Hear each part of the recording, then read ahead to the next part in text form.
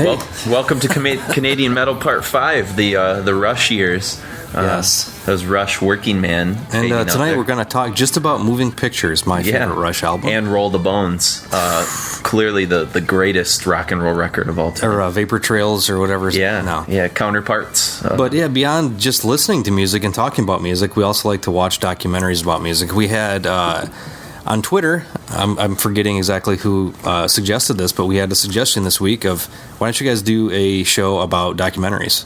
Which seems weird because this is an audio program, but we're going to incorporate a little bit of audio as much as we can into it, but basically just talking about music documentaries the whole time. And the reason that we started off with Working Man, besides being a song that we weren't able to actually fit into our Canadian metal four-parters, it's probably the most metal-esque Rush song, other than the best Black Sabbath song that Rush ever wrote. Yeah, exactly. Other than maybe some of the stuff on 2112 and some of that, but I know Rush is not a band that. I know, Mark, you're not super passionate about them, and I have.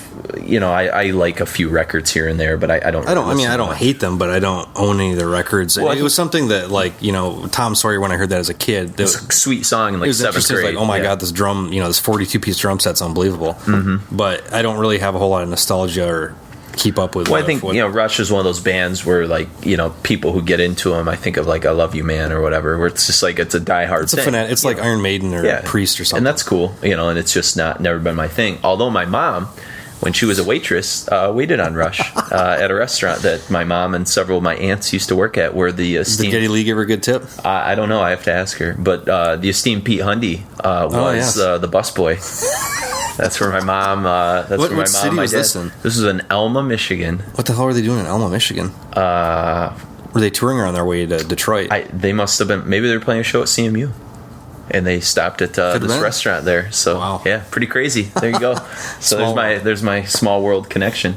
But that was when, that was 75, 76. So that was kind of when they were, before they'd blown up, so they were probably still touring, that makes sense, yeah. Doing almost like a punk circuit or something. But, well, the reason we opened with Working Man Rush is it fits into the first place we want to kind of go in terms of talking about documentaries. And we'll start kind of talking about the golden documentaries that have come out recently, and most of them are sort of linked to one pairing of people, which is Sam Dunn with two N's and Scott McFadden, a pair of guys from Canada, I think near the kind of Toronto area. And the most recent thing that he's done was actually called Rush Beyond the Lighted Stage, and I haven't seen the whole thing. I've seen a couple clips here and there, on VH1, but I don't think I connected that actually Sam Dunn was behind it. But I think he would probably take a really interesting approach, is what you were saying too, just because we like so much what he's done with his other documentaries. And then this song Working Man you also find in the first documentary that we want to take some time to talk about, which I think, for my money, might be the best documentary that looks at the whole movement of metal as a complete genre, and that's Metal Headbanger's Journey. It looks at it sociologically and not just purely, anytime, with, I think it's Still Raining, the Slayer. There's a small documentary where they basically play Rain in Blood front to back and get drenched in blood. The documentary on that consists of people screaming fucking Slayer, and it's okay, I think we've had enough of that. We've had enough of heavy metal parking lot, which we'll talk about later. The joke of metal. This is actually taking, you can show this. You show it in a classroom. Yep. It basically brings up other criteria for why does metal unite. Global metal talks about this as well.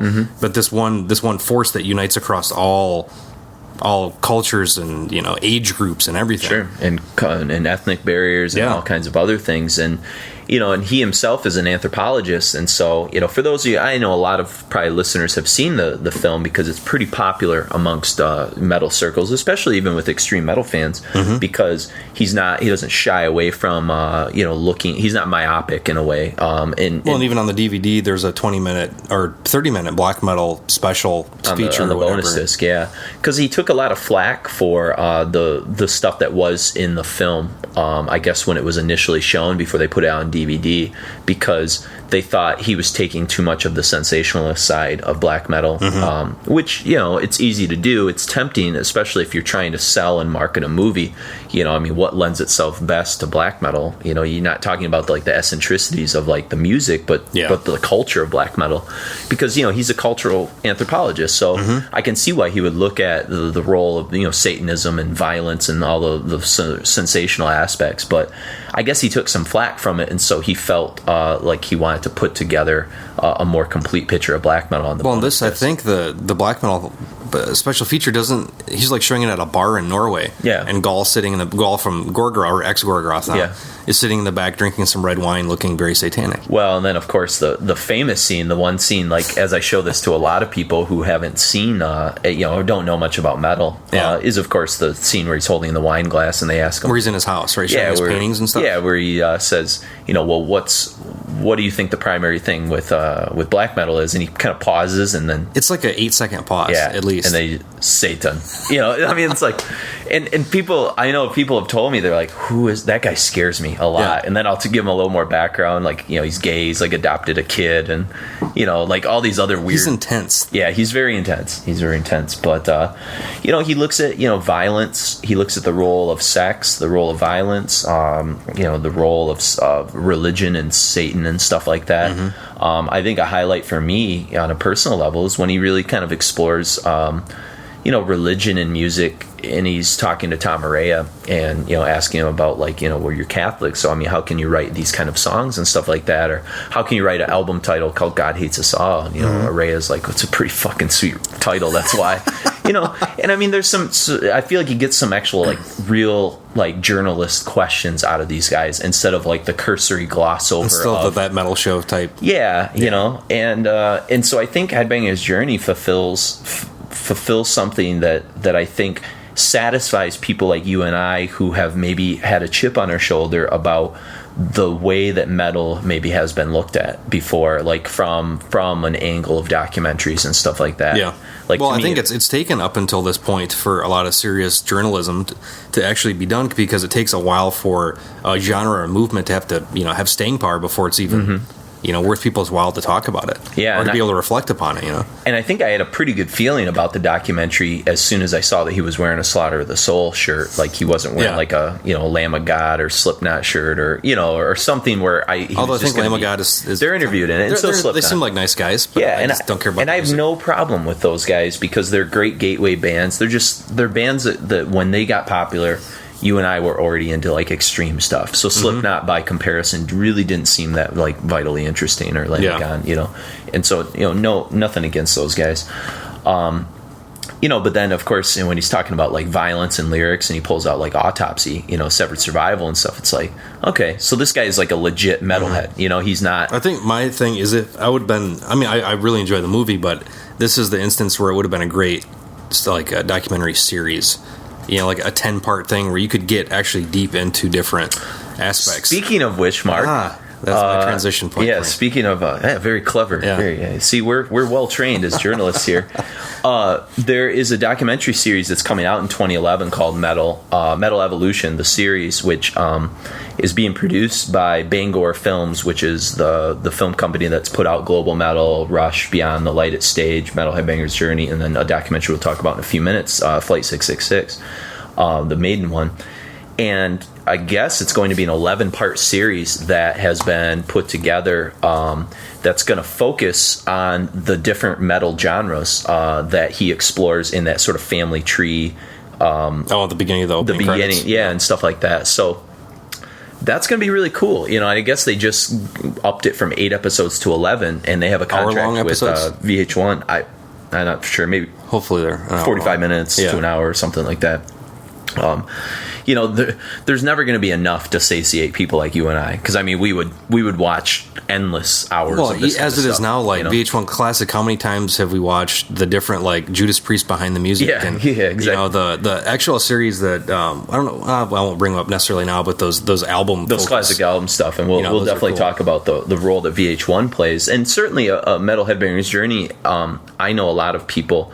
It's on there all the time. Yeah, I talk to my students and stuff, and a lot of them have seen it, And unfortunately, it's edited, but really, there's not a lot that needs to be edited out of the film other than some language. And I think for time, it's probably edited too. Yeah, and they edit out some nudity when they're talking about sex, and I think they show some behind the scenes stuff with Motley Crue with some breasts and different things. You know what boobs look like. Yeah, exactly. But still, it's just a personal taste that I don't like to watch anything edited. But except RoboCop, that has the best edited swears ever. I don't know. I might argue that Big Lebowski has the best. That and Hoffa.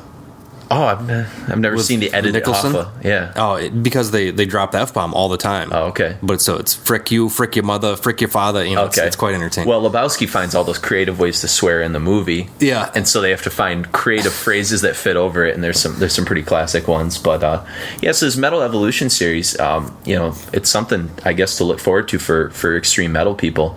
I know they're going to do episodes like on early UK metal, early American metal, progressive metal. It'd be nice if they did Canadian metal, since that's the hometown of this whole thing. I feel like that's on the horizon for this guy. It's gotta be. Just did the Rush thing, So hopefully, maybe he'll do a feature on. Even if it's like 15 minutes on a show or something. I mean, it's well warranted. Be cool, It's Exciter and Anvil and all that kind of stuff. And certainly, we'll be talking about the Anvil documentary a little bit later in the episode. The other one, though, and actually, I should say about Headbanger's Journey too is. And if you haven't done this yet, do try. And I don't know how many times you've done it. Where have you sat anybody down that hasn't really been into metal at all and had them watch Headbanger's Journey? I don't have a copy of it. I just have a digital copy. Okay. Well, what's interesting is I've done that with some of my students before who weren't really heavy metal fans and kind of gotten some feedback from them. And they really enjoyed it. Actually, they said, well, because I feel like I get like an idea of what it is now, what metal's all about and how it's connected. You know what I'd like to do is actually show it to my folks because they've never, they've always, been supportive of my endeavors, but they don't know what it is. Yeah. They don't necessarily want to, but I think it presented this way. Because most people that I'm friends with or know are familiar enough with metal to not be opposed to watching it. Yeah, exactly. They're not judgmental. And I know, like, I've shown it to the past two girlfriends that I had, not at the same time, but no, there's your problem. Yeah, that might be why I'm single. And each of them not really metal people at all, but they both had a pretty good appreciation of it, and and that's really cool that they were open minded enough. And I don't think they were just kind of like. Paying me favor and kind of telling me what they wanted me to hear or something. I think they were giving me legitimate feedback. But and speaking of that, showing documentaries to a group of people that are kind of unfamiliar with metal. I use global metal in my global awareness class when we're doing the globalization unit, and that was the second documentary that he did. Which kind of focused on metal as a whole genre. Now, did that have a theatrical release? I do believe, but probably like just a kind of like a film festival kind of thing. Okay, because I remember Metal Headbanger's Journey had a pretty big, as far as like the art house scene, pretty penetrated the market. But I think both I don't remember seeing global were like metal South by here. Southwest and some of those kind of festivals and things. So.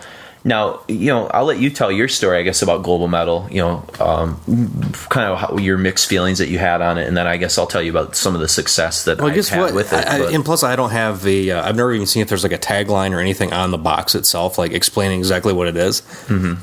And I thought I didn't know the kind of angle I think they're going to take on it.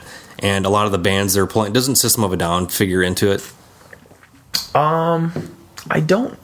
Or my thing, because I've seen so many damn documentaries. You're thinking of the one that I also show with System of a Down that's about genocide. Okay, that's what I'm thinking. The Turkish genocide. But yeah, I think as far as like the bands they pick to talk about, and I was hoping they would go to like every nook and cranny, like, oh, let's go to Finland and talk with these people, and go to Norway and go to Sweden, and let's go to Greece and talk to Nightfall, and then let's go. You wanted the European global metal? Yeah, let's go see Destroyer 666 in Australia, and that's what I was thinking it was going to be more. Because I had no pretense of what the thing was about at all. Yeah, and so I guess for you then it was kind of slightly a letdown, and except for the Sepultura story, it's great. This whole Sepultura sequence in the movie is fantastic. Yeah, if you haven't seen global metal, I think we did mention the Sepultura scene when Sepultura episode probably. Either that, or it was in the Crucial Metal years when we were playing Arise or Beneath the Remains, or we played something like off Bestial Devastation, didn't we? Oh, maybe, and because on the back of it, that's probably where they have the double A battery bullet belts. Yeah, or the battery belts, I guess we should say. But there's I use this, like I said, for the globalization unit, and I the first time I did, I said, give me legit feedback, people, especially like the girls who like listen to like emo and who definitely like it's that. There's some things that were pretty extreme in it, and I said, did you like it? They said, wow, that really pointed out to us like the concept of globalization, how you can take an idea, and yet the idea of metal, like when it mixes with a different culture, like means everybody interprets it completely differently. Like I found it, I didn't even know this, I found it fascinating, like in Japan, for instance, that the reason that the Japanese, I think from a cultural angle, are so obsessed with like the 80s hair metal bands, which usually always feature a really virtuoso guitar player, is because the first band to ever come over and play in Japan that was an American rock band was Deep Purple with Ritchie Blackmore, and he played like endless solos and stuff. Yeah. And so I think that's that's their sort of personification of what like a rock, what metal is supposed to be. And so that like really explains the oddity of Japanese, like why Dokken and some of those bands and Joe Satriani probably have millions more followers in those kind of countries than they do here. Yeah, that's kind of a weird one too. But I guess Gaz is kind of a guitar hero, 70s style. He does some of that kind of flair to him that Deep Purple. Not on the first record. Wow, yeah. But in one of my favorite parts that's going on in Japan was the whole Marty Friedman Megadeth thing with where he's doing the Japanese animation. Like Death Panda, and it's like he's like a game show sidekick or something, isn't it? It's really cool, and like. But then you see like Schwarzenegger going over there and making like millions of dollars doing these crazy fucking energy drink commercials where his head explodes and he has sausages. It's like Lost in Translation, though. Yeah, exactly. Bill Murray selling that whiskey or whatever it was, So it had a lot of cool things like that. They go to Israel and talk to Orphan Land, which is cool to get some of their perspective on like how they approach that. And then China, Tang Dynasty, I thought was really cool. I think he interviews them or meets up with them on the Great Wall of China. And what's cool is they use like a Chang and mix some of that stuff into their traditional metal stuff, and for China, which has been like lived in a fairly oppressive like regime with communism, they actually didn't get access to most like metal stuff. They got all the cut releases, the cutout bin stuff. Yeah, the cutout bin stuff that was probably it was returned from stores to the distributors, and they sell it off in like basically by the pound. And so that plants the seed for metal, so that's what influenced them, and so it's like probably the like odd like fourth tier 80s hair metal bands and like weird sixth tier thrash bands that they were getting. There's probably like a huge Sacred Reich movement in China or something like bizarre like that. Let's see, Sirith Ungol probably has like a whole village dedicated to them. See, maybe that's for so. But there's besides that kind of stuff, global metal I think I like because it goes a little bit below this, digs a little bit deeper than just saying, oh, here's what's funny about metal in India, here's what's funny about metal in China. What's showing like the freedom. Well, the liberation stuff in Brazil, especially, and also some of the stuff when Slayer and Metallica played in Indonesia, and like how the police went out and like just beat the living hell out of the fans, and there were riots because they held the concert in a rich, wealthy part of Jakarta, which is the capital of Indonesia, and of course the metal fans that were coming in were primarily like poor, lower middle class, Indonesian people. It's an oppressive government, and like. You mix the two elements together, and it just got really insane. And not only just the freedom sort of movements, but they also talk about the politics that exists in metal. They interview an Indonesian black metal guy who's wearing like an anti-swastika patch, like a Nazi punks fuck off kind of thing. And he's talking about like the destruction of the Jews in Israel and stuff because he's like a hardline Muslim, And Sam Dunn's kind of like, well, isn't that a contradictory statement? Like, I mean, if you're against Nazism and like the fascist movement, shouldn't you like, and the guy's like, well, I don't see any problems with it. And it's weird, and they talk about the Middle East politics and how there's like Slayer graffiti that they found in Iran and stuff. And, it's pretty neat, and what's the place in the Middle East that's like the Las Vegas of the Middle East? it's that huge city with the huge skyscrapers. They're building the islands there. Oh, does it have like the world's tallest buildings and stuff? Yeah, why can't I think of it? Oh my gosh. Anyways, they have a huge festival there, and you've got all these people coming from oppressive like Muslim countries that are like actually able to like freely, once they cross the border, like wear metal shirts for the first time. Yeah, and let their hair down. Yeah, it's pretty wild. So I like global metal because it serves a purpose for me in a classroom setting, but I think global metal and Headbanger's Journey achieve what I think a lot of us as metalheads have found to be kind of a tough road, which is getting people to respect what we listen to and give it some validity that's beyond just like, a bunch of people like headbanging or the sensationalism of metal. The whole the black metal was about the biggest, I guess, craze, the news craze that ever surrounded heavy metal. I mean, up to that point, I mean, we had like the hearings with Priest and Ozzy and stuff, but that wasn't really and the PMRC stuff with Twisted Sister. But still, that wasn't really our metal. Mm-hmm. That didn't really seem to affect us until I know. You see, what was it? Spin Magazine or something had the big thing on black Emperor. Metal. Yeah, Emperor, Arcturus, and a couple. Were they on the cover? There was like there was like a. But there was like a full photo shoot on the inside. I mean, it just seemed bizarre. It's like stuff that you've loved for so long and is now somehow getting some kind of mainstream acceptance. But I think that was inevitable with black metal because of just what surrounds it. I mean, it's like when VH1 does like the top 50 most shocking moments in metal, like Mayhem's on there twice. Like for the for Dead killing himself, and then the Burzum like murder stuff. So I mean, it's like kids know about that. Who watch that sort of stuff. So it's kind of weird. Well, there's that Lords of Chaos movie rumored to be in the works, but supposedly coming out. I don't really see how. I think I'm just going to be pissed off when I watch Probably, yeah. Again, I think sometimes with you have a certain expectation of how you probably as an artist conceive of this is how I would have made this, and then you walk in and it's like a burst of your bubble, probably. That's how movies are most of the time. Yeah, because it's. It's like, well, if me, a schlub that gets by paycheck to paycheck doing, art and do my own comics and whatnot, if I could come up with a simpler way to tell the story effectively, how can these people that are getting paid buckets and buckets of money not? Yeah. It is kind of weird. It's just disappointment usually. Yeah. But, disappointment less is things like Headbanger's Journey and one of the later things that Sam Dunn did, which is Flight 666, the Iron Maiden film. Yeah, it was basically, let me tell you the premise. I think it was, I just want to get the numbers right. Well, and it connects to global metal, too, because they show Maiden playing in India in global metal. Oh, it's true. It's 23 concerts on 5 continents in 45 days. Can they do it? And your pilot is? Your pilot is Mr. Bruce Dickinson himself. Yeah.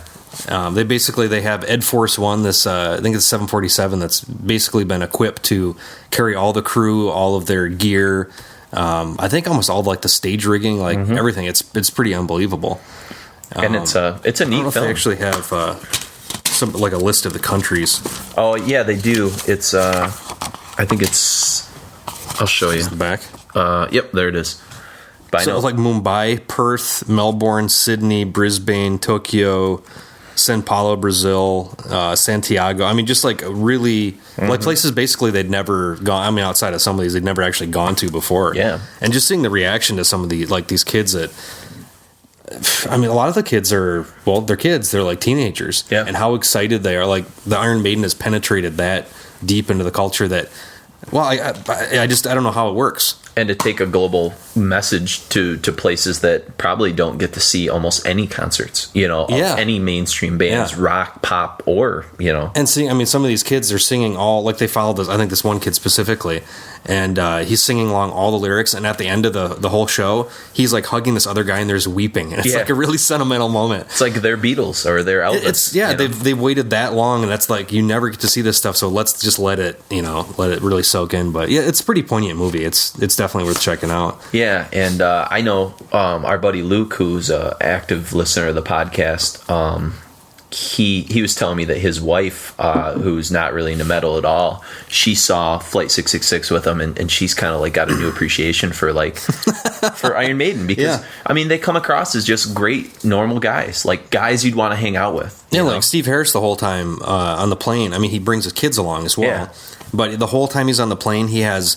It's like, it looks like 5 or 6 paper boxes full of photos that he's autographing. Yeah. Every single one is, and he's like, well, I just like to do this, get in the zone, and Yeah. I think it's important to give these out to the people that spend their hard-earned money to come to see you play, and especially it might be the only time these, a band like Maiden is going to be able to get to some of these places, and that's probably the only time these people will ever get a chance to see them, because most of them don't live in countries that, or don't live in financial situations probably where they're able to like travel like globally to follow a band, but it's a audacious kind of thing to do, but they pull it off. I mean, it's a pretty lofty goal. There's really not a whole lot of hiccups either, which is at least none that were shown. But well, I mean, for like dramatic purposes, I figured they would have thrown something, but there's nearly nothing outside of people being tired. I think they get diarrhea once. Yeah, there you go. But Rod Smallwood, the like longtime manager of the band, like playing that thing up pretty unbelievably well. Yeah, Maiden is a group that just continues. They're an industry to impress. They just don't really make too many hiccups. No. But and that leads us into kind of our next little set where we're going to talk about kind of the au revoir of Iron Maiden documentaries a bit. But before we talk about some of those, we have a song that will be featured in the next documentary on Maiden that we kind of talk about. So tell us a little bit about the song you want to play. It's from the Phantom of the Opera single, 1980. The cover of the glam band Skyhooks from Australia, Women in Uniform by Iron Maiden. Hope you enjoy it. Enjoy.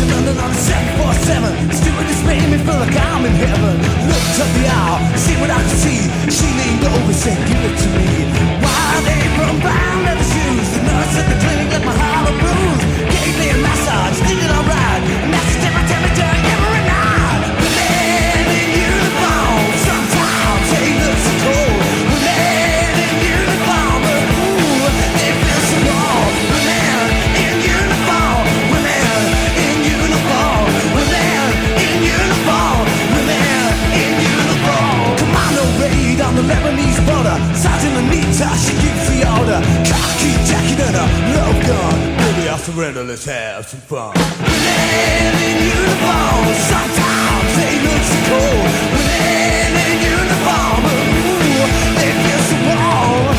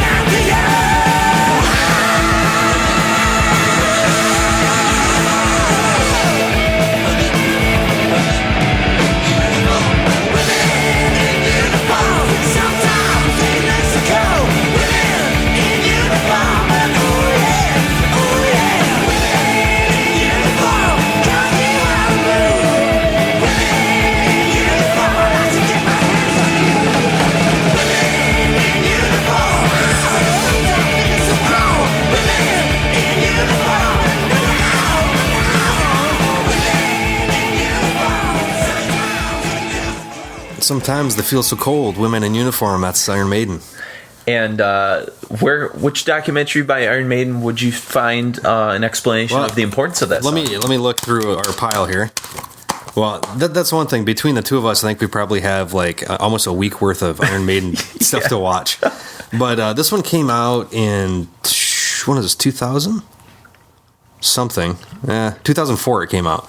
But it's Iron Maiden, or the history of Iron Maiden, part one, the early days. Oh, early days, I'm sorry. And basically the first, it's a 90-minute documentary. The first thing chronicles basically, I mean, from every little detail about going back to the clubs where they first started to every single incarnation of the lineup with, Steve Harris being the only sole member to stuck with Maiden, basically. And I had some, of course, Di'Anno, Clive Burr, the previous drummer, Dennis Stratton, the first guitarist that was never recorded, Doug Sampson, who was the original drummer as well, Smallwood, all these guys, anybody that remotely had any kind of, if you've seen that, what is that thing called? The Best of the Beast Iron Maiden collection, where it has the family tree. Family tree, yep. They had nearly everybody, up to, I forget exactly where this cuts off. Does it cut off with Bruce, or did they get into the hiring of Bruce? I don't think Bruce is in it at all. Okay, so it must. I think it goes up to Killers then. Yeah, I think it's just the first two records, if I remember right, because there's a second part of it as well. That's on the second. That's on Live After Death DVD. That just came out recently. Where was I going with this now? But Women in Uniform. That's the video that's shown in it with it's one of the videos. Was that kind of a single then? It was a B-side to Phantom of the Opera, but it was actually, they had a video clip that they actually aired on television, which was goofy with chicks in nurse outfits and police outfits, and like Eddie's underneath a sheet on a gurney and pops up and scares everybody. Oh man, didn't you say it was pretty awful? It's pretty entertaining. Okay. It's shot pretty terrible, but that song actually did really well for them as well. But but as far as like all the interviews, like showing like the original, like how Steve came up with the logo, how the incarnations of the logo were, how it used to be like a kabuki mask that shot smoke out of it. I mean, it goes into every detail of early Maiden as far as like songwriting. And do they talk to what's his name, Derek Riggs? Derek Riggs? No, they don't. No. He's kind of on the outs with Maiden. Oh, really? Because he's felt kind of, I guess, slighted by them or something. I mean, the reasons they seem kind of ridiculous. He's a freelance illustrator. Yeah. He gets paid money to visualize things for people, yet he doesn't want to necessarily be known as just the Iron Maiden guy. Yet I just bought a book, the Derek Riggs book, that's all basically Iron Maiden stuff, and a couple of like Stradivarius pieces or something thrown in there. But there's just this weird, like, did he want more credit then for being part of what made Iron Maiden big, or was he looking for like royalties or something? No, they were fine. I mean, I think he wanted to just them tell him the idea. He gave it to him not to have, okay, we want 4 versions of this, which is kind of common. I'm sure they paid him well for that stuff. Yeah, that seems kind of unfortunate. So I think he was kind of left out of the documentaries, but every other aspect of it is there. In kind of excruciating detail, but I absolutely love that stuff. Yeah, and sometimes documentaries, about a specific band can be pretty good. And Iron Maiden, certainly, as you said, between the two of us, we have enough that are focused just on Iron Maiden. Let alone live stuff. Yeah, I mean, and actually, that's the other part. Like the disc, it's a 2-disc or 3-disc set. 2-disc set. Disc 1's like Live at the Rainbow from 1981. Another show from 82, 83. What is this, like some TV appearances by the bands, Live at the Ruskin, home footage, and actually Woman in Uniform, Run to the Hills, Number of the Beast, The Trooper, and Flight of Icarus TV appearances. It's got tons of stuff on it. And then you mentioned the Live After Death, which is of course their famous live record from 85, I think. Yeah, 85. I think so. And that has the second part of the later years or later days or whatever. Early Days Part 2. Early Days Part 2 is what they call it. Which I think leaves them at that performance. Oh, really? So it takes them through like 82 through 85 then? Yeah, it goes like all the recording with Nico coming on and all Gotcha. As well. And then another one that we have that we actually haven't watched, I forgot I owned it, is the Death on the Road, which is a 3-disc one or 4-disc or something. It's got a concert disc, and then it's got a special features disc, which features a documentary on being on the road, a documentary about the fans, actually, a 30-minute documentary on the fans. So there's a lot of cool stuff on that. And then isn't there one about the or maybe I'm thinking of Flight 666, which is there's the making of Number of the Beast too. Number of the Beast. Yeah. Okay. Yeah. It's like I don't think it's in that same series of classic The albums. VH1 classic album. I don't think it's that, but it was just a DVD that I picked up like a couple years ago. So, I mean, there's a whole laundry list of different stuff, for anybody that's even remotely interested in the band. There's tons of historical documentation, and that's really cool when a band can do that, because it kind of leaves a lasting legacy beyond just what you listen to on the records, to have something like that. Oh yeah, and I mean it's fairly easy now, I guess, with the internet to find most things, like, okay, who was part of the band, this, but it's nice to have an authoritative source from. And plus, these guys are so savvy about licensing stuff, about putting out. They know what their fans want. So they're going to cater that. This isn't a documentary my parents would give two shits about. But if you're a Maiden fan, especially I'm the early era, Maiden's probably one of my favorite bands of all time. But being able to see that stuff finally, I've never really read much about it. I've never, at least in that kind of detail, put names to faces and see Di'Anno interact with people now, and there's no hard feelings. And Di'Anno just put out a book. I saw it at Borders the other day. So, did he? Yeah, it's kind of about his life experiences and stuff like that. So, looked pretty interesting. He's an interesting guy. Yeah.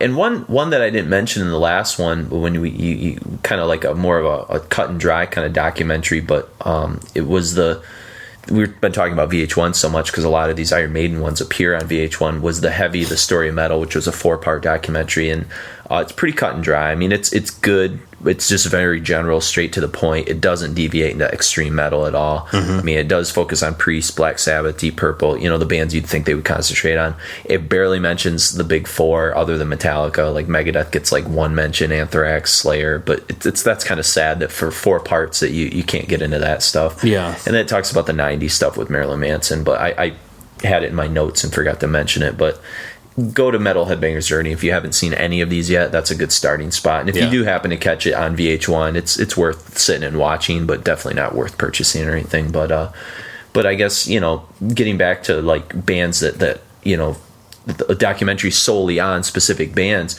In recent years, we've had a pretty good onslaught of, especially within the extreme metal scene, a lot of bands putting out really pretty worthy documentaries.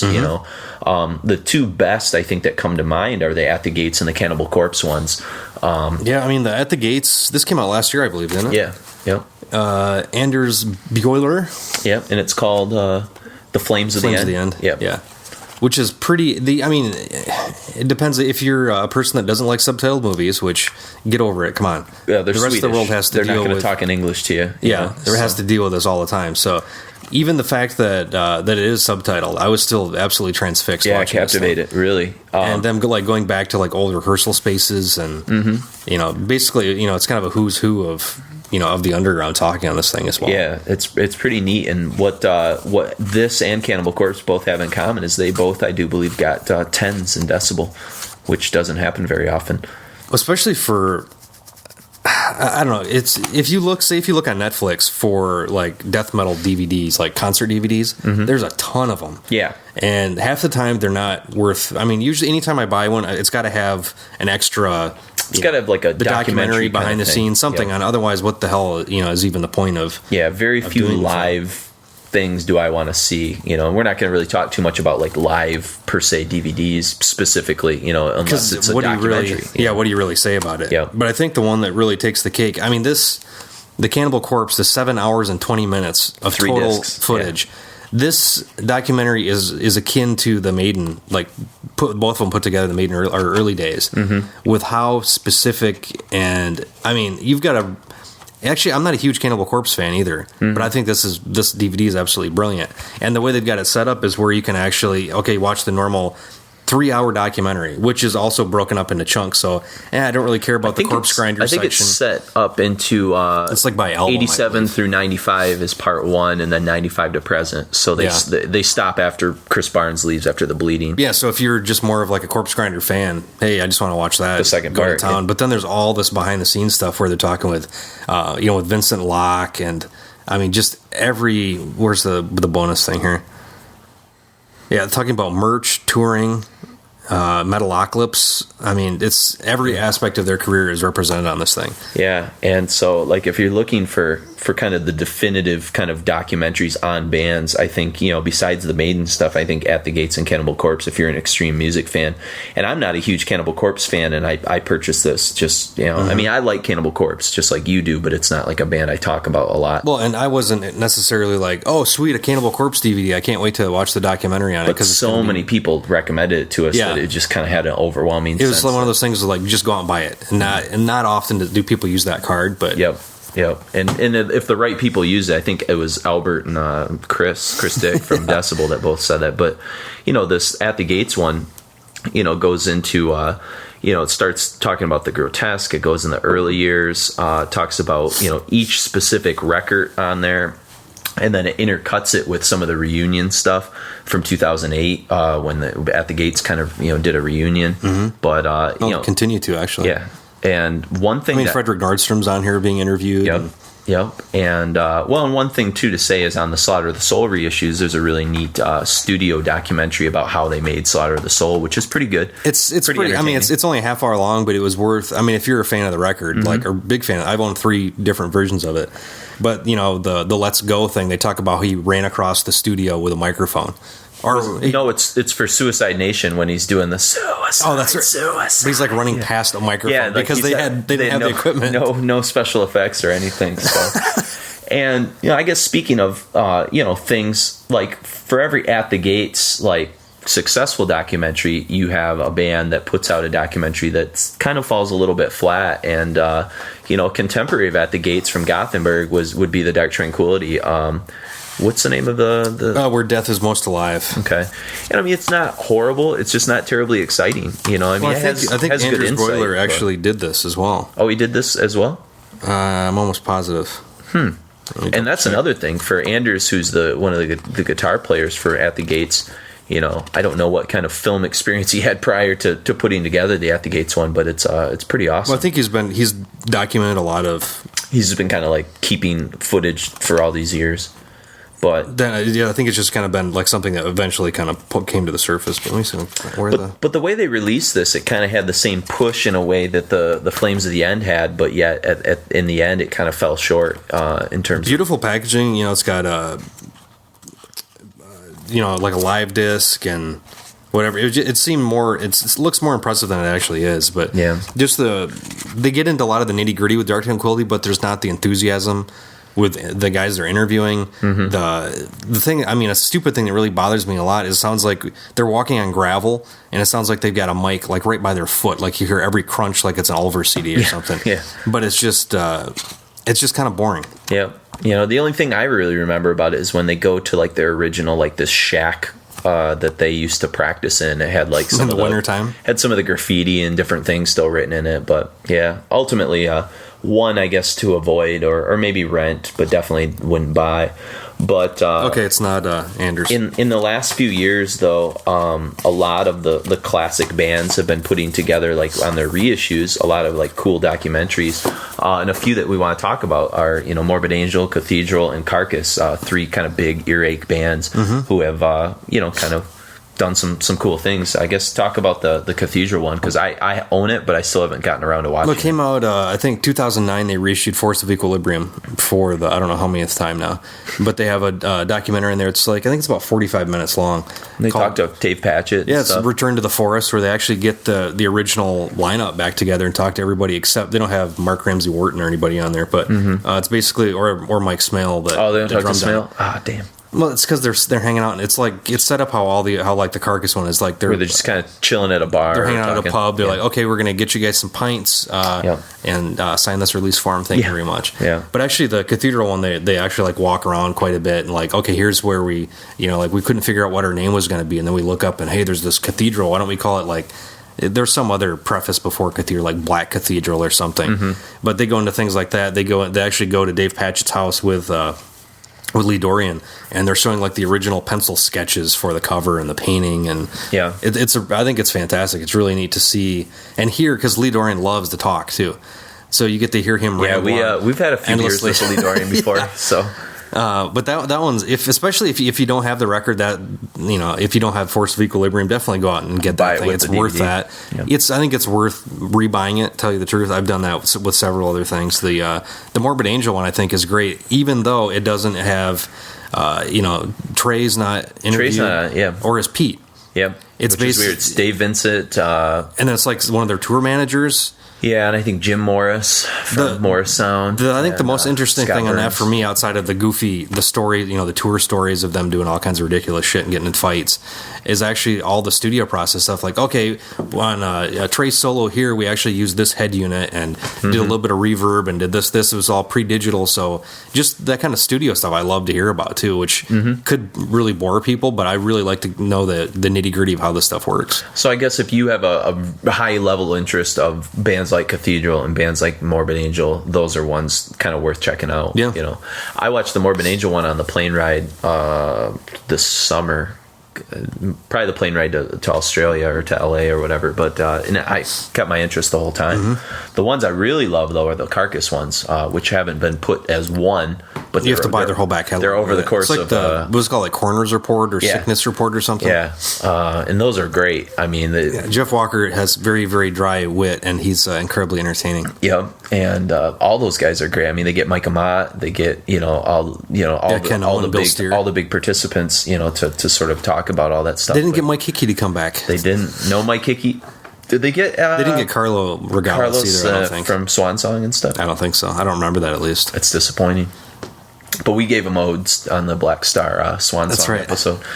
But I mean, so the earache stuff, that's been really cool, and again, it's part of this trend that Mark and I have sort of seen, where they're starting to publish books that are documenting these things and put out these small DVD documentaries as bonuses on a lot of these like classic bands, and that's preservation. It's historical preservation that at least somebody knows that there's people like us, and there's an audience out there that's interested enough in these kind of things that's worth putting some of this stuff I think together. it's almost worth. I don't know how many they actually press, but I think they know that there's suckers out there who love the genre so much that will get anything possible. Yep. And it'd be just maybe an extra perk if a kid, because I don't know if somebody like 15 years old wants to get a Cathedral record, if they're really going to want to watch the documentary, or if they're just going to kind of glean a bunch of stuff from like watching YouTube videos, YouTube interviews, reading. I'm sure you can pieces. find some of that stuff on YouTube. I'm sure they posted a lot of that. Yeah. And then Dismember, which I haven't seen that one, but you Dismember Live Blasphemies from. When is this from? It came out of 2004 again. Okay. But it's another one of those things where it's couched in, okay, we've got some live shows, blah, blah, blah. Who cares? I don't really give a crap. But then it's got a really great, I think it's like a 75-minute, 80-minute documentary. Oh, it's cool. all subtitled as well. But this one actually goes back to like because in Sweden, being socialist, there was a lot of like government programs to where, okay, if you don't have a guitar, but you'd like to learn how to play guitar, you come to this community center. And there's rooms with guitars and drums. Yeah, and they actually have a lot of like Super 8 footage of them playing at some of these like Swedish youth centers and stuff. And that's awesome. Just going through, I mean, they go through the Dismemberizer, story of how the logo wouldn't fit on the piece of paper. So Nicky just cut it off and called it Dismember. But it's a pretty humorous kind of recollection of the whole thing, but it's incredibly in depth for. The funny thing is, Entombed has really never had any kind of documentary, and they seem like a band who they're right done for it. So many controversial, odd things, and had such a revolving door. Well, and seeing how popular like a band like the Helicopters is now, I don't know. It seems like it's right, and especially they were kind of the band. Yeah, when they're like the Swedish death metal band, like kind of the marchers of an entire movement. But yeah, so it's interesting. But still, that Dismember did it. But that's cool that they're actually doing this. Sure.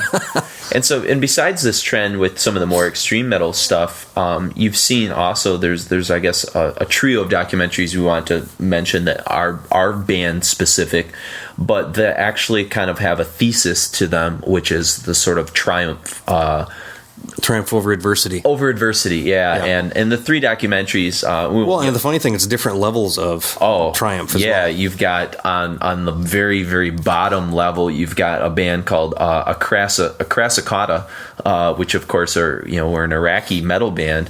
It's in Heavy Metal Baghdad, which is a really cool documentary. I actually showed that once in my global awareness 2 class. It was available in its entirety on YouTube as well. Oh, was it? Like You legit? could watch it. Yeah. Okay.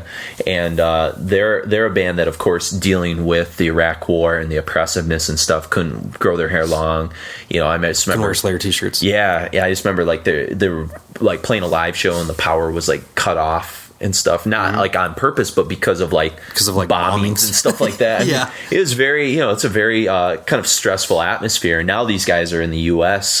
They left Iraq, and I think they're recording an EP with Alex Skolnick from Testament, which is kind of cool. So I don't know if I would say that I was like a huge fan of their music, but I think their story is interesting, but their music's not necessarily the point. And maybe getting, maybe now that they're here and they actually have the freedom to like build their music up a little bit more. Well, I think them living in the States makes them less interesting, to tell you the truth. Yeah, that's true. Because I think if they could put out a great record, still in the dodging heat of bombs, bombing and thing, that's impressive. If you move to the United States and have Alex from Testament help you out, that doesn't seem quite so like triumphant.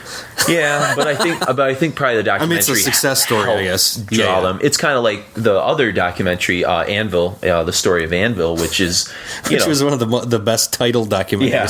And I mean, there's what that documentary did for Anvil is it got them some tours with like legit bands, and that was the whole thesis of the thing: is why aren't we getting tours? Why won't people respond to us? This band that us? had just as much clout as Anthrax and Metallica back in the day, but somehow they just diverged off the path. Sure. And now they're like, one guy's a construction worker and the other guy's delivering hot lunch food, to elementary schools.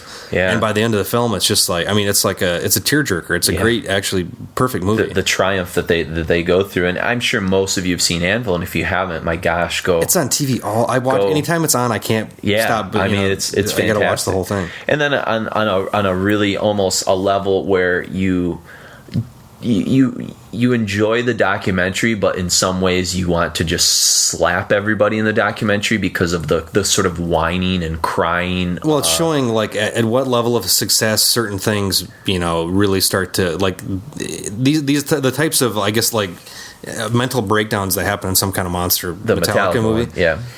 These are things that you have to have a certain level of success and not and being pampered and not worrying about common things like like the dudes like just in Heavy Metal Baghdad, or survival, or living day to day in suburbia, lower middle class, like Anvil, and seeing these guys completely like lose their shit and slowly kind of build back some type of relationship or coherence or whatever the hell, and put out their worst record. Saint Anger. That's the other. That's the other thing that's weird about some kind of anger or some kind of monster is like you don't care about the music in it, and yet it's Metallica. You care about the people in it because of just the bullshit that's happening. The new bassist, they're trying to get a guy, Robert Trujillo into the band, and they're recording with Bob $1 million. It's the therapy sessions, Hetfield leaving and going into rehab. I mean, it's just so crazy. It's like a reality show condensed. Down in an hour. And I'm sure most of you have seen it because it's amongst the most popular metal documentaries that's ever been done. And the guys that did the documentary for Paradise Lost, which is a cool documentary about the killings, the child murders. They were the ones responsible for it, and they did a really nice job with it. And I think the scene that really kicks out to me the most is the Mustaine scene.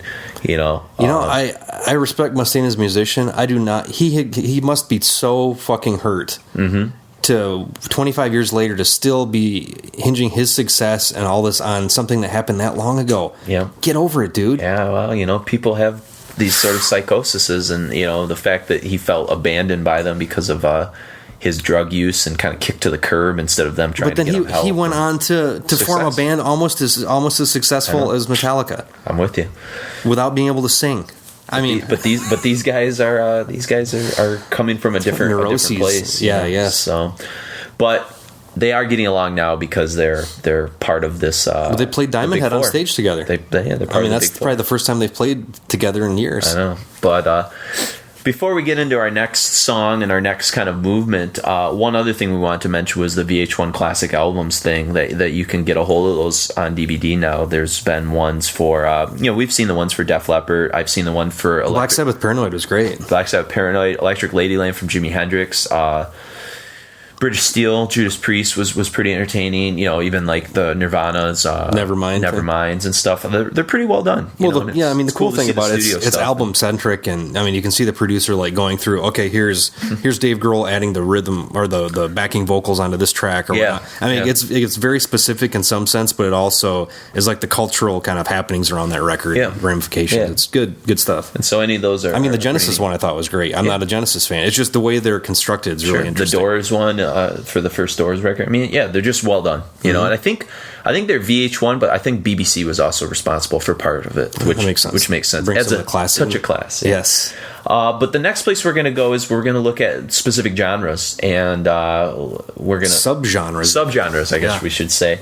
And the first one we're going to look at involves some hardcore, and we'll talk about American hardcore when we come back. But we want to give you a little taste.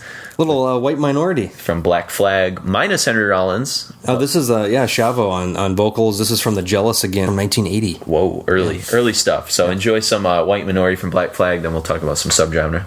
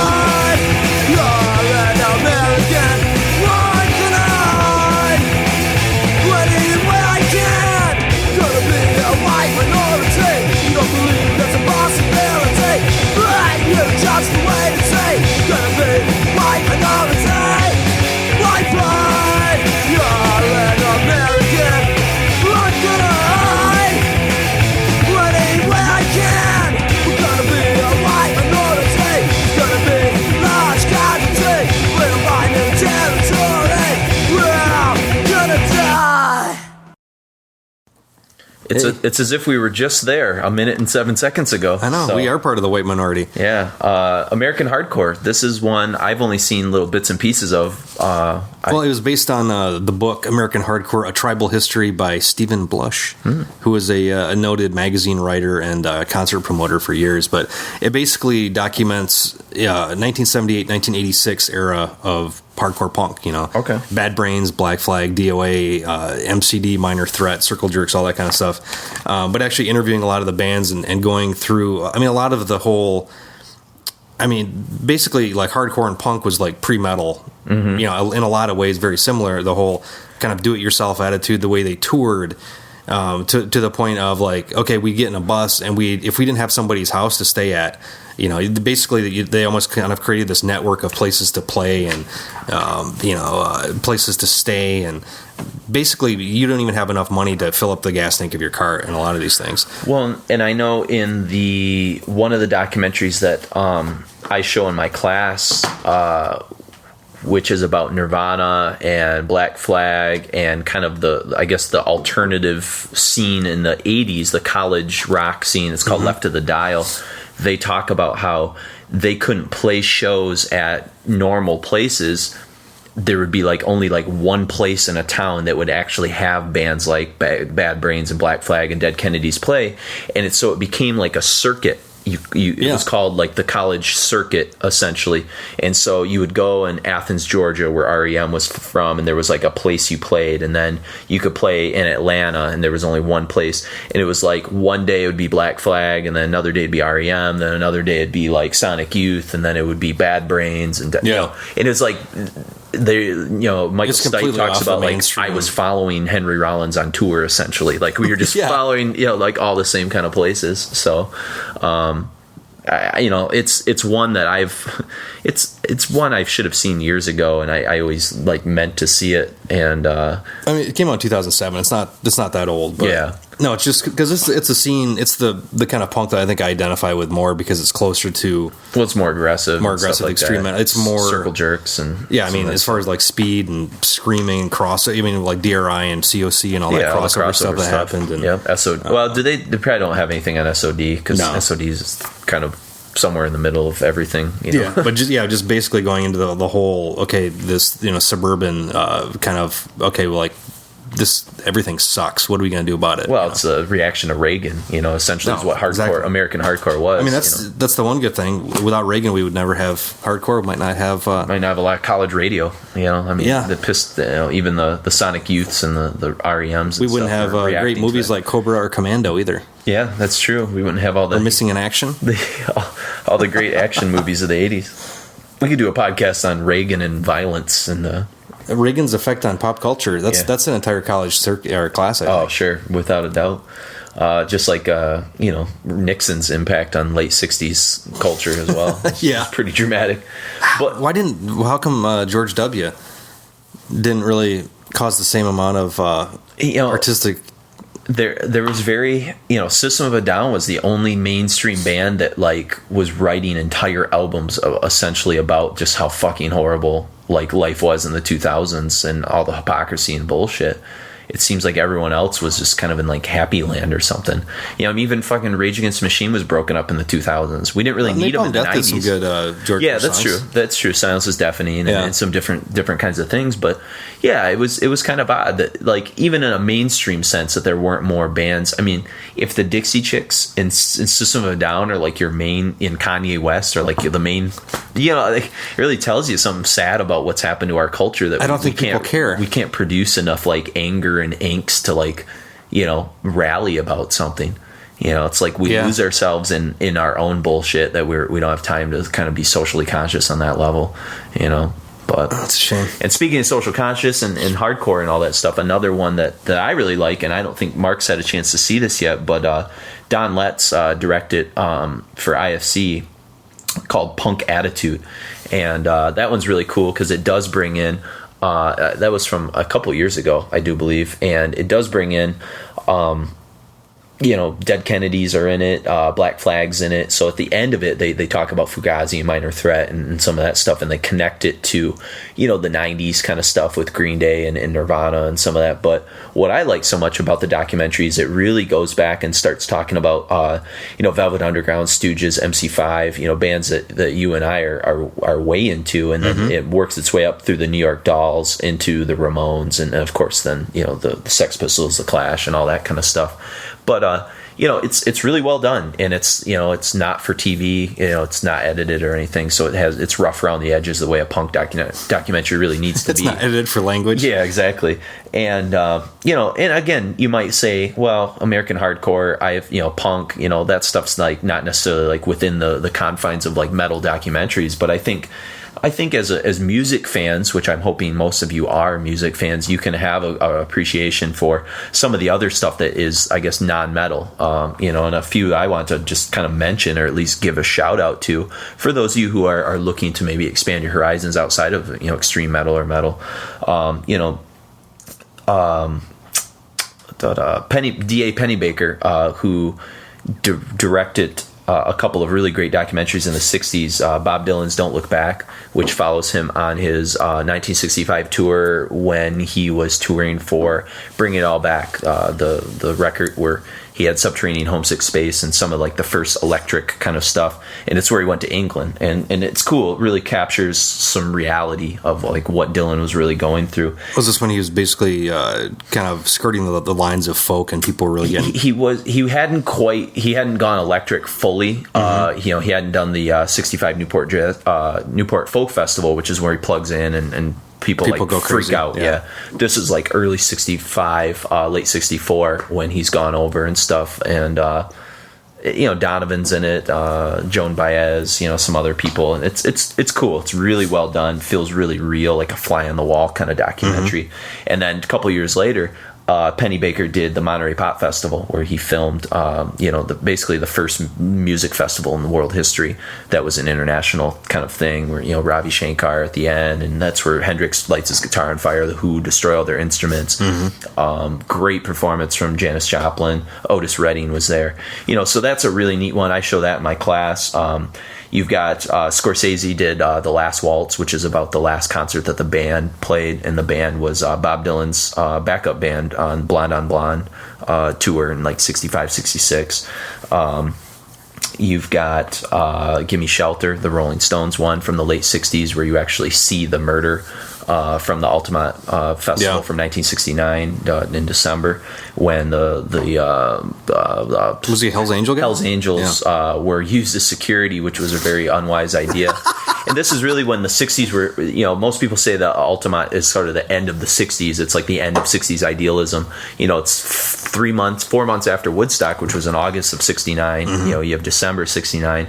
They basically were calling it Woodstock West, on the West Coast, and Altamont Speedway just outside of San Francisco, and it just turned into a complete... Just put the nail in the coffin of the peace movement, yeah. And the crazy thing about that documentary, too, that you can see in Gimme Shelter is you see the skyline that behind Altamont, and I don't know if you remember ever seeing footage of it, but it's this, like, glowing, like, demonic red.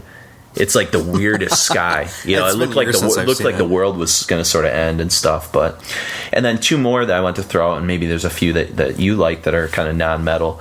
But one is Dig, which is about the Dandy Warhols and Brian Jonestown massacre, which may not sound appealing at all to you, but it's kind of looking at how one band is like just disintegrating before your very eyes, and the other band is like kind of achieving this like odd kind of success, but not artistic. Not artistic merit. Like Brian Jonestown. Yeah, exactly. And then one that's really good too is Hype, which is about kind of the whole Seattle scene and talks about the Melvins and some of the stuff in the 80s, and then of course gets into Alice in Chains, Soundgarden, Nirvana, and all that kind of stuff. And then talks about just how overhyped it got. And I mean, even the Seattle bands were sick of Seattle. They were just like, Jesus Christ, can we do something else? So I guess one similar to that, Such Hawks, Such Hounds. I don't know what that reference comes from. If it's like a 13th floor elevator reference, or I have no idea. Could be, yeah. But it's kind of like the whole whatever you'd want to call the rock movement of Stoner the 2000s kind of stuff. Actually, what the tagline right here is, it's a testament to the vitality of rock music. But it's got bands like Atomic Bitchwax, Bardo Pond, Brant Bjork, Caius, Dead Meadow. Who else is in here of merit? Fu Manchu or Nebula? Melvins, Nebula. I already said Caius, like Sun, The Obsessed, Saint Vitus, Sleep, High and Fire. But you said you've seen it, and one of the problems is the music they use is like not high quality because they couldn't afford to pay. Well, I guess some of these bands like Fatso Jetson, I've never even. Yeah, they're okay. They're okay, but a lot of the there's interviews where they'll be talking to like Wino, but then they'll go into like some musical interlude of some band that I've never heard of before, which I can see where from a budgetary kind of point of view where that would make sense, but yeah. It kind of bummed the movie out a little bit for me. I would rather just not. That's one thing that bothers me in documentaries is when we have too much.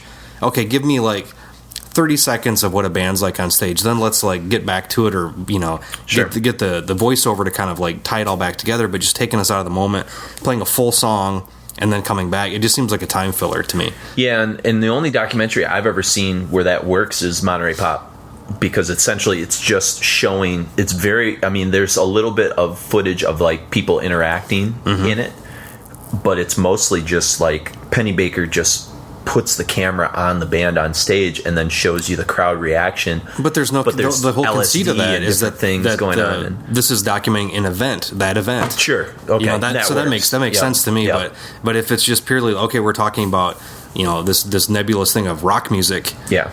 It seemed like kind of a weak choice for bands, and probably a lot of it just comes back down to, well, we could license this music for cheap, or they said, hey, you can do it for free. Sure. You can't pay High and Fire $3,000 to use the song or something. And it could be a personal taste too thing, depending on like what. But I think it had limited release, and I think they're actually struggling right now to get it actually distributed. But yeah, I haven't seen it. It's interesting. I fell asleep about 3/4 of the way through it, but I've got a bootleg. I'll have to check it out.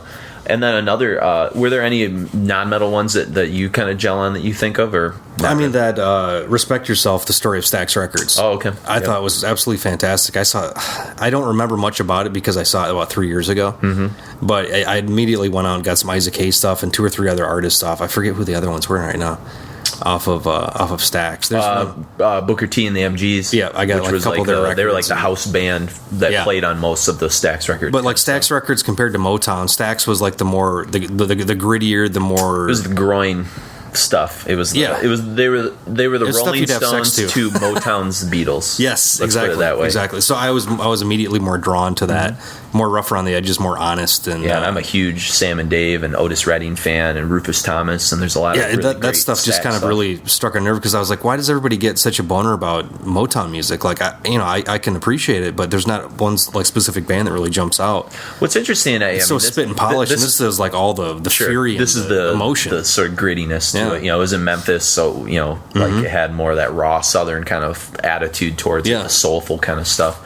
We could get pretty heavily into a pretty good, healthy debate on that sort of stuff because up until teaching this rock and roll class, I didn't have a lot of appreciation for Motown until I understood like what they did. And what Motown did is it crafted songs that seem deceptively simple. Yeah. But there were songs that had enough complexities in them that white artists couldn't steal their songs. And that was what Berry Gordy set out to do, was to make... But weren't a lot of the songs written by white guys? No, not really, no. Okay. But it was actually more songs were written by white guys and by Stax Records, because half of Booker T and the MGs was like white guys, which is interesting. I mean, Isaac Hayes wrote a lot of them too, but that's besides the point. But it was like this really like secretive way to like get out like black pop music, but not have it be co-opted by white artists like what had happened to blues artists in the 50s. And and for that, I mean, Berry Gordy's a ruthless businessman. He had an image for that. He wanted all his people to be trained and like taught how etiquette and how to dress and that's interesting if you're trying to put a face, you're trying to show a different Black America during a very turbulent, time. Well, to show a Black America that perhaps some white children could listen to and their parents wouldn't be angry. Kind of say these are the good ones over here, Kinda so it was product of the era too. But so that's I can get behind the Stack stuff. So, and other, I guess, subgenre documentaries, Get Thrashed, which is Rat Skates, I think he's the drummer of Overkill, the ex-drummer of Overkill, I believe. It was a documentary that I think it's just kind of self-produced, to tell you the truth. It's pretty good, though. It's not bad. It's not great. Like, there's a lot of kind of like gaping holes of things that I would have liked to see, but it's a product of who the guys know and what their vision for the documentary is too. Sure. I would have really liked to see some more some European stuff happening there, because I believe Ian Christie is interviewed about Bathory and a couple other bands on there. But it's on like the bonus features, gotcha, or something. So it's like I'd really like to see some, like, okay, I love that thrash is like a U.S. thing that we created or whatever, like jazz and blues. Sure. But why can't we interject some of the, hey, here's what's going on over in Europe? Well, especially like to do at least maybe 10 minutes on Germany. Like the whole Destruction Sodom created. Teutonic thrash, dude. Yeah, like that stuff is so... He loves that word. I know, he just learned fantastic. It recently. Oh, I knew what the word meant before, but I didn't know it had a relation to... Teutonic metal. Yeah, Teutonic metal. I was like, wow. But... So Get Thrash. I mean, it's something that I wouldn't necessarily buy, Get Thrash, but I would rent it. It's got some good stuff. The guys from Anthrax are always entertaining to hear. Those guys are classic. And then a documentary that does deal with a subgenre, which both of us, I guess, have mixed feelings on, and that's Until the Light Takes Us. The one thing, it's black metal documentary. Yeah. The one cool thing two American directors, which already tells you... Which were not black metal fans either. Okay, there's the premise. But it was cool to be able to go to a art house theater in Detroit, in the bowels of the Cass Quarter in Detroit. Yeah. And to hear some Dark Throne and some Burzum and see it on the big screen. Yeah. That was cool. I don't necessarily... Let me ask you this. When you walk away from the movie, is there any kind of like overarching theme or idea that you walk away with that from? It attempts to be an art film, I think, and that's attempts to be like a 1960s French new wave film, without having any point. Yeah, trying to blend these different like vignettes together as if you're, as an audience member, supposed to see some kind of like you're pulling the threads together yourself, seeing some like cosmic creation of something, and I think because it tries to be an art film, it both succeeds and fails, and it fails in a lot of ways. I think it seems very incomplete to me. There's some success in that. The Varg interview I thought was actually really interesting, and I don't like Varg, and I'm not particularly but I think meeting him at prison and getting him to kind of actually talk on a one-on-one basis was good. Interesting. Fenris is always entertaining. Was pretty cool, and the Frost scenes are pretty haunting, but they're kind of sad too. Like you don't really know how to take that. You know, it's like weird to get. It's cool to get that like personal insight and see that performance art aspect. Yeah. But there's no commentary on it. They don't try and make any sense of it. And maybe that's what they wanted. They just want you as an audience member. To me, it seems just really incomplete. There's no like overarching idea outside of this is black metal. Yeah. Like you go back and watch Sam Dunn's black metal 30-minute documentary and you can tell he's got a thesis. He's going from point A to point B to point C. It's journalism stuff. Okay, you talk to the priest that had to deal with the church burning down, Yep. and have that side. Then you have Isan and who else talking about it. But this really had the only like counterpoints I guess we had like some dipshit. I don't know if he's a Norwegian or a Swedish artist who was basically doing these really childish-looking paintings based on black metal makeup. Yeah, it was pretty stupid. And then Harmony Korine, who, like, I don't care. Like, why? That Harmony Korine, that would have made sense about maybe 8 years ago when he had some clout. But now, like, nothing. You know, I mean, how long has it been since Julian Donkey Boy? That was like 2002. Well, no, he's done some movie about Michael Jackson and a Marilyn Monroe impersonator. Oh, okay. Which, okay, to his own. Yeah, sure. Exactly. I've kind of had my fill of that, but that seemed completely out of place in the film. Yeah. Well, it seemed like a documentary that was mostly filmed in like 2001, 2002, or something like that. And too late. And it just now saw the light. I really don't know how it got distribution. Yeah, like if somebody really knew some people in the up and up of wherever the hell put the thing out, but it was just. Well, I think what's happened is now that black metal has become very hipster, there becomes sort of a scene to it. Well, black metal is the new punk rock, I think. Yeah, and I mean, to me, the documentary feels a little too hipster. Yes, and that's where like here's what I can say. I bet most people who enjoyed this documentary are not fans of black metal, because I don't think it's a bad documentary in terms of the filming and in terms of these vignettes.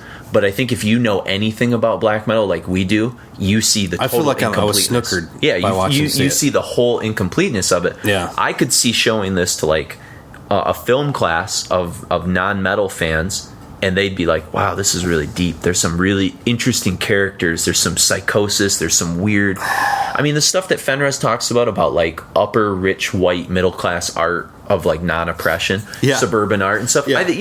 There's these artful things that are happening in, the Frost stuff, some of the enslaved vignettes, the Varg stuff. Yeah. But then there's some people, like for me, like Abath and Hellhammer, they come off as assholes. Like, Abath comes across as he's stupid. Yeah. As he's really dumb. And Hellhammer comes across as...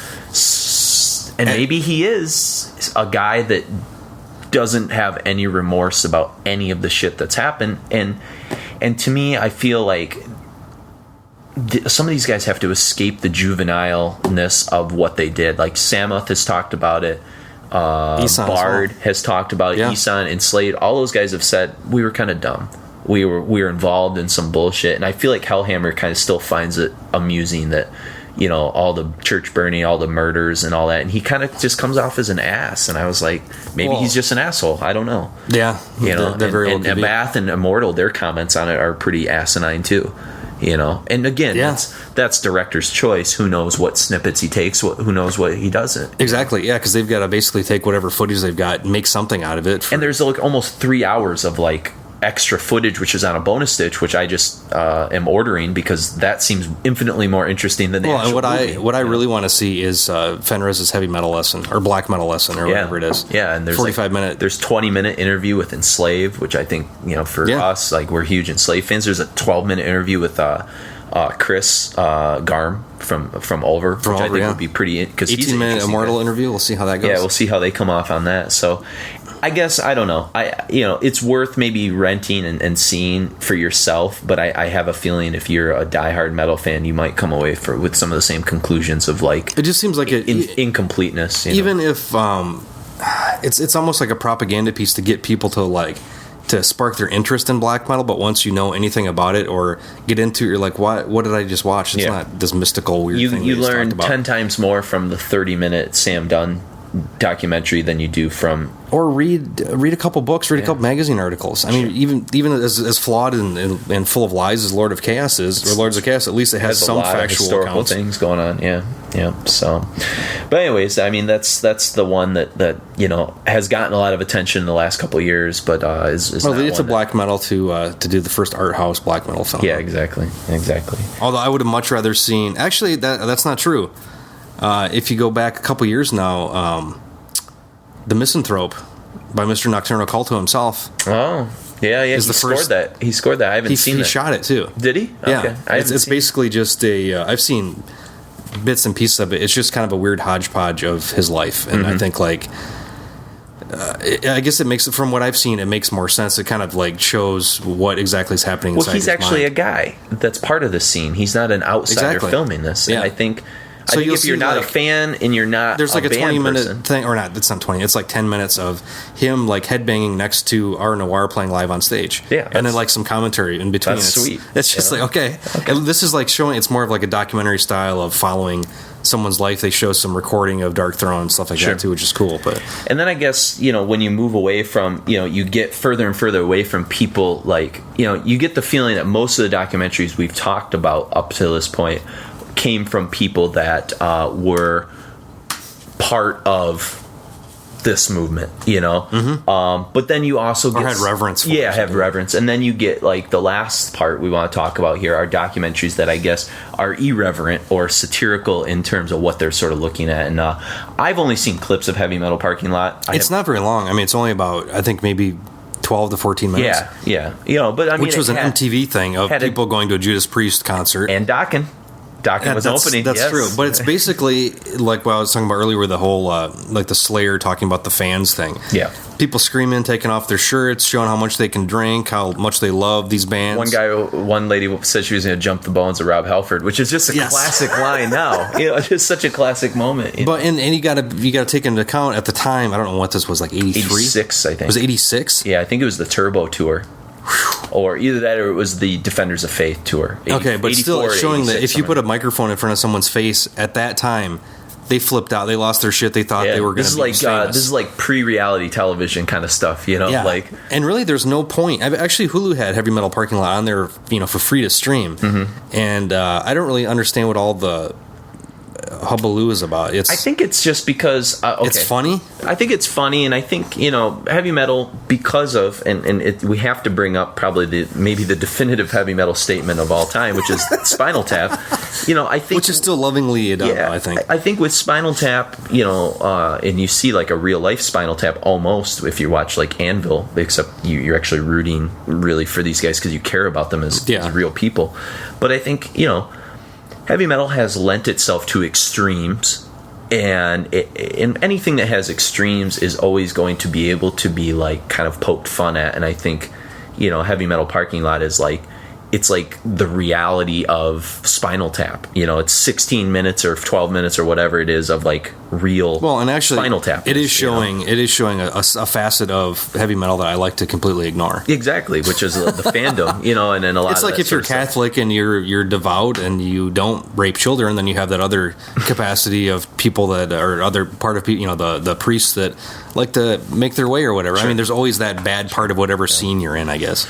And I think an accidental documentary that kind of came out of those, that is the last documentary we're going to talk about, that deals, I guess, with the same scene, which is the 80s heavy metal kind of ridiculousness, over the top glam metal, cock rock, whatever you want to call it. Yeah. Is Decline of Western Civilization Part 2, which Penelope Spheris put together. And there's, some really iconic moments. You haven't seen the whole thing. You've only seen, little clips of it. Part 1's the punk one, Part 2's the metal one? Yep, okay. In Part 2. And essentially what Penelope Spheris says, she was driving through L.A. in the 80s, and she was just looking out her window at Sunset Strip, and she saw, these guys dressed like girls and these slutty, and she was just what the fuck is this? Yeah. And she just became fascinated with this subculture of LA metal, the glam sort of stuff. And so she sort of went through and she interviewed up and coming bands. Poison, for instance, is this, hey, we're gonna make it, and it's kind of ironic, because they made it. And then they interview plenty of bands that Odin and some other bands that just don't make it. Odin, that sounds like a good band. But there's some classic moments in it. Chris Holmes in the pool, showing, I guess, the sadness of that sort of party lifestyle when he's just guzzling vodka bottle after vodka bottle, and his I've seen mom's that clip. sitting in the lawn chair. I mean, there's this a deep sadness to it. I mean, Yeah. it really showed you what had become of this. You know, Ozzy clearly in the state of drugs and stuff like that. He's cooking breakfast in his kitchen. There's a scene where he's pouring orange juice as he's talking to the camera, and he's missing the glass completely. I mean, it's like, which makes the whole scene. yeah. I mean, Ozzy's gone. You know. You know, Penelope Spheris said she, you know, when she talked to Gene Simmons and Paul Stanley, like they were like, okay, whatever we do, we just don't want to look like idiots in this. Don't want to look foolish. We want to look classy, and so they do an interview. They request to do an interview at a lingerie store, and I mean they come up as classy. douchebags, you know, like yeah.